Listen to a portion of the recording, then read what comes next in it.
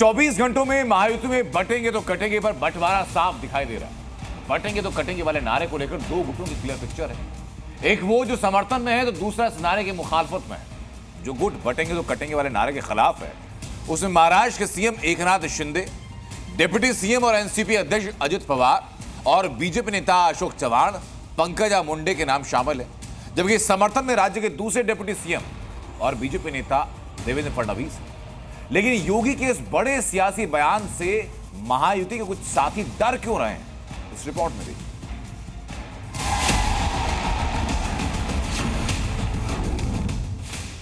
बटेंगे तो कटेंगे।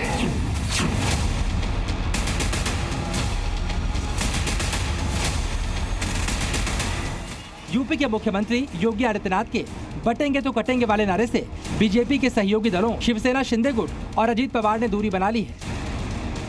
महाराष्ट्र के विधानसभा चुनाव में बीजेपी भले ही ये नारा चला रही हो, लेकिन महायुति गठबंधन के साथी इसे लेकर अलर्ट है। बटेंगे तो कटेंगे पर महायुति में बंटवारा क्यों सामने आया, इसके पीछे का क्या डर है? क्या महायुति के सहयोगियों को इस नारे से सियासी समीकरण बिगड़ने का खतरा है? ये सब आगे बताएंगे, लेकिन पहले महाराष्ट्र के डिप्टी सीएम अजित पवार का सबसे ताजा बयान सुनिए। तो हमने सबने विरोध किया है, मैंने अकेले ने नहीं, मेरी पार्टियों ने तो किया ही किया। बीजेपी के मुझे किसी ने बताया, पंकजा मुंडे ने भी विरोध किया।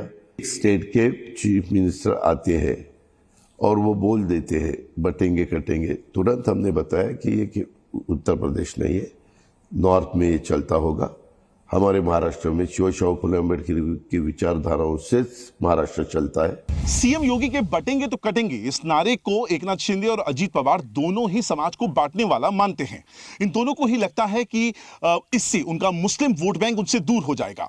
एकनाथ शिंदे की शिवसेना और अजीत पवार की एनसीपी, इन दोनों को लगता है कि आगामी चुनावों में महाराष्ट्र के मुस्लिम मतदाता का वोट उन्हें मिलने की उम्मीद है।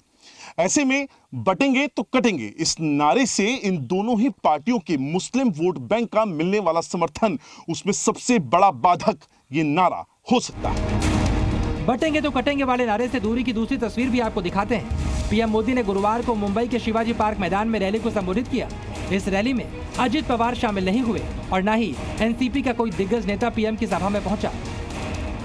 हालिया इंटरव्यू में अजित पवार ने लोकसभा चुनाव के दौरान बीजेपी के 400 पार वाले नारे पर भी सवाल उठाया था। इनको किस लिए चाहिए 400 पार? इनको संविधान बदलना है, घटना बदलनी है, रिजर्वेशन निकालना है और हिंदू राष्ट्र करना है, ऐसा कुछ भी बोलते थे।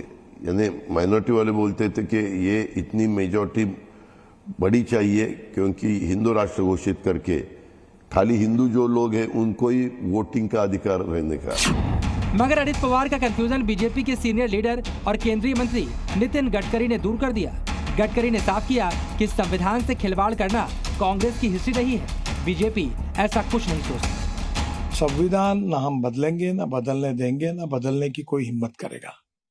केशवानंद भारती केस में यह ऑलरेडी आ गया है कि साइलेंट फीचर जो होते कॉन्स्टिट्यूशन के मूलभूत तत्व वो बदल नहीं सकते।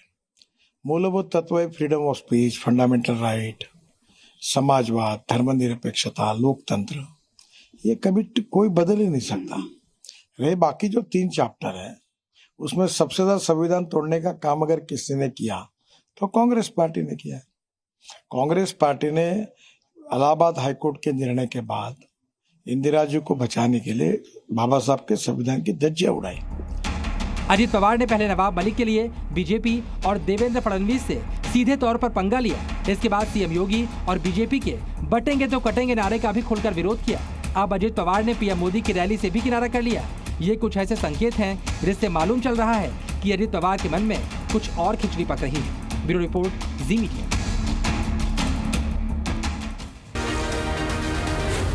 जी न्यूज़।